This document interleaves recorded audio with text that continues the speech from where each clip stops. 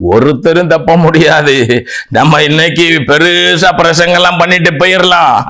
பிரசங்கம் என்னது? யாரு இப்ப நானே பண்றேன், நானே சரியா சரியில்லையாங்கிறது பரலோகம் மட்டும்தான் தெரியும். பரலோகத்துக்கு தெரியும், நமக்கும் தெரியும்.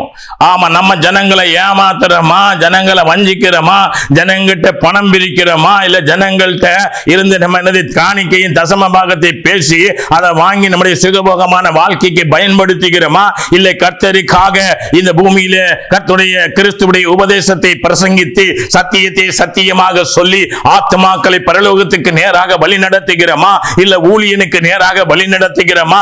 எல்லாவற்றையும் தேவன் என்ன செய்வாங்கன்னா, பரலோகத்தில் இருந்து அவருடைய கண்கள் பூமி எங்க உலாவுகிறபடியினால் இன்றைக்கு அவர் பார்த்து கொண்டிருப்பாரு. நம்ம நினைப்பது போல தப்பித்து விட முடியாது.